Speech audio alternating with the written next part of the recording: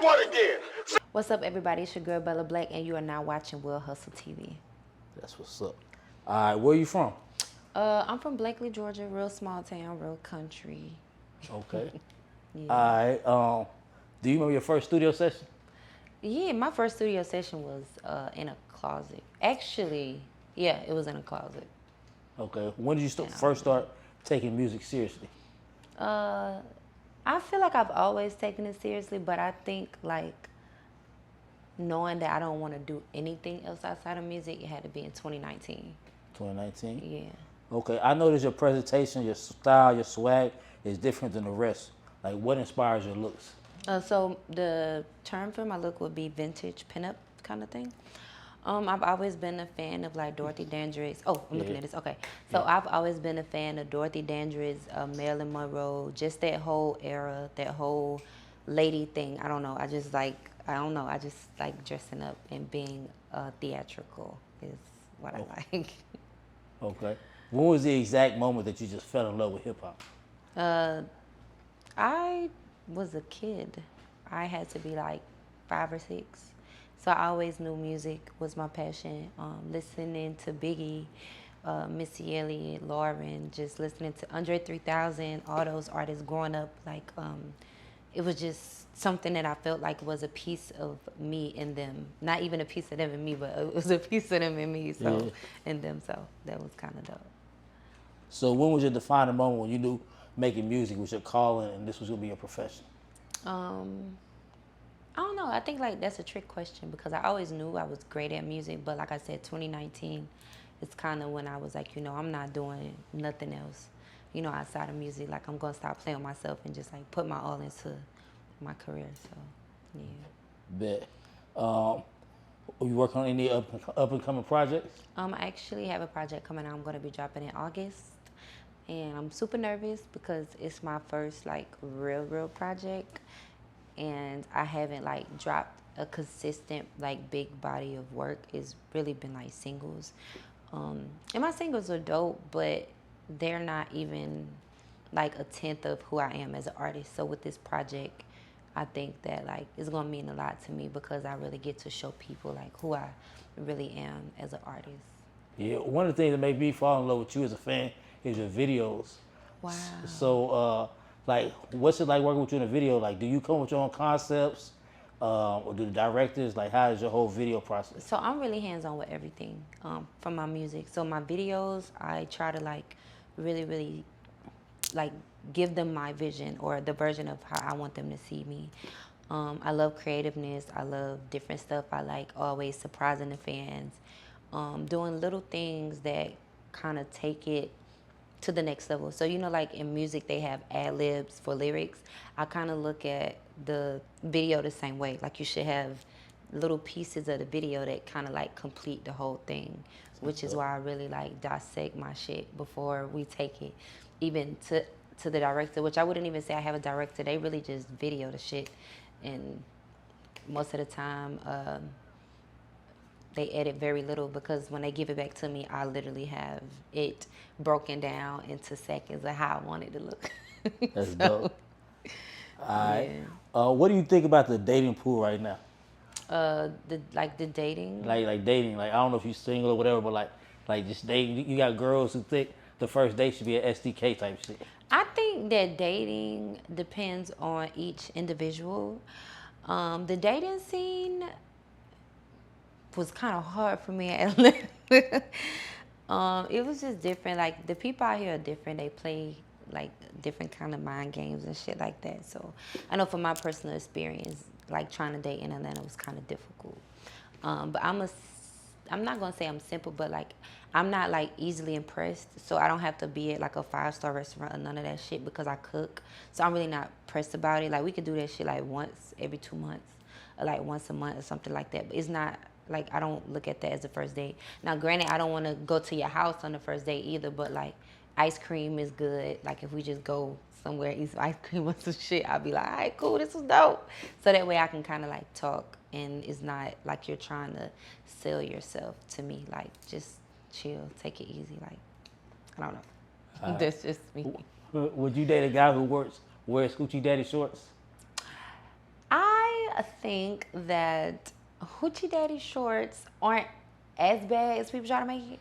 I think it depends on the persona of the person who's wearing the hoochie daddy shorts. So I might date a man that wear hoochie daddy shorts. Yeah, I wear hoochie mama shorts. He gonna date me. So and I think clothes is expression. So maybe he, women try to show their pussy print. Maybe he trying to show their meat print. I don't know. I, um, you grew up in a church background, and you kind of like have a sexy swag. Like, so did you ever get any backlash from, the people back home or anything, or they support you? Like, what is that? I get a lot of backlash from everybody, not just people from home, but from all over because it's confusing to them. My image is very confusing to people because it's sexy, but it could give sexy first lady sometimes, or it could give like, sexy vintage. So I get backlash, but at the end of the day, it's just talking. And so you have to be strong-minded enough to know that, like, this is me. And so if me bothering you is a problem, that's not my problem. Like, that's your problem. You don't have to look at me. You don't have to follow me. You don't have to speak to me. You don't have to comment on my shit. Like, you can easily remove yourself because anything that I'm doing is for me. I'm not thinking about you when I'm putting my clothes on. Like, I'm not thinking about you at all. Not even a little bit. So. Definitely. What do you think about the Roe versus Wade being overturned? I really don't have a comment for that. I don't have a comment for that. Great answer. All right. What do you think about R. Kelly and getting the 30 years? Do you think he deserved it, or do you think it's just another black man they trying to take down? I don't have a comment for that either. Great answer. I can say R. Kelly made great music for me, but when it comes to that, I don't know enough to have an opinion because we all, not even just myself, unless we were there for every conversation, is all us just basing it off of what we're told. And I grew up where you don't believe in he say, she say, so I don't have a comment for that. Dope answer. This is my last viral question. What do you think about the lady who is her baby daddy only got one kid, his kid, the McDonald's? Now that topic, I don't mind speaking on. So this is just me. I feel like, and this is not bashing men, but this is from my personal experience, being a single mother. I would be excited if a baby father would even knock on the door and see if my child need anything. Like, I feel like she has entitlement, obligation, and all that shit kind of mixed up. If he has that one child with you, I don't see the problem with him feeding his one child. I don't know. Again, this is just basing it off of what we've seen. So whatever goes on behind closed doors, I'm not responsible for that. But from what we've seen, it sounds like she wanted him to, I don't know if the correct word would be sympathize or empathize, but one of the two with her situation. And it's like, if you looking for help or you're looking for some type of support, you don't approach situations like that. So you want to come at me aggressive, but then you want me to help you, and it's just not clicking. It's not coming off right. So I don't feel like he was wrong for feeding his son because that was his son. That's his only obligation. Is his son. Now anything that he does extra is just something he wants to do, but he's not obligated. From my that's just for me. I don't feel like he's obligated to do so.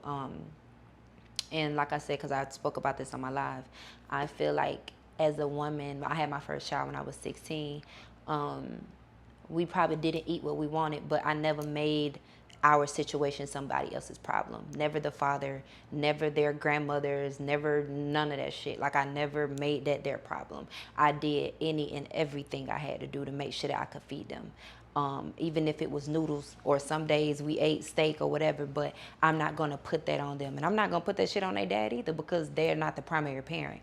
I'm the primary parent. And so I don't even look at that as an option, which everybody don't do that. But for my mental health, I just act like they're not even there, because if I do, then that makes me feel fucked up, and I'm like, damn, I'm doing all this shit by myself. But I feel like if I don't look at it like that, then you have to do it regardless. So I don't know. All right, great answer once again. Last closing, if somebody's never listened to your music, they start streaming you, put you in their iTunes, what can they expect? Like what kind of subject matter? Like what you talk about? I don't know. All of my music is really different. I like to write on how I feel, or like I have a lot of shit be going on in my head. I live like this whole other life in my little brain, so it all depends. But they can expect like lyrics that make sense, a bunch of wordplay, descriptive stuff, and to be entertained the whole way through the record is definitely gonna be an experience. So. Any advice to other female rappers coming up in the male-dominated industry?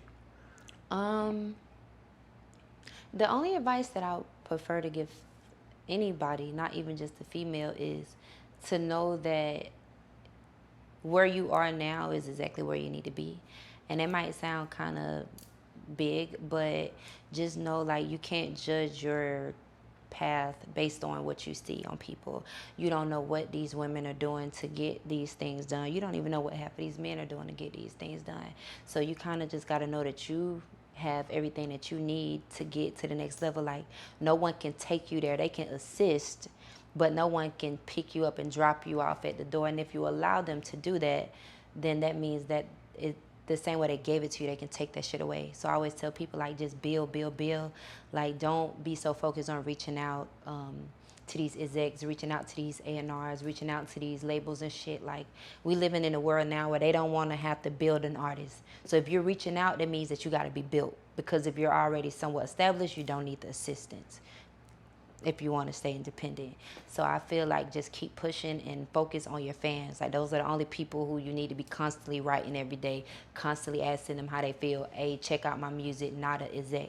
That's just my personal experience, not experience, well, kind of experience too, but like my personal advice that I would give to people. Because anybody that I've wrote in the past, when I didn't have the mindset that I have today, I've doubled back and I've seen them niggas 2 or 3 times and they're wondering how the fuck I get in the room. And it's not because of them. It's because I worked. Because when I asked you to work, you didn't see it, and I couldn't fault them for that because I wasn't ready. So we just gotta like really understand and perfect the idea of timing, and to know that it's not a matter of if it's going to happen, because it's going to happen as long as you work. I mean, it's just when. So I don't know. That's all I got for y'all.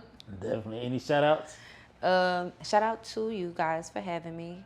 Shout out to Loto Gang. Shout out to my producer and all of my fans. Just everybody is beautiful people.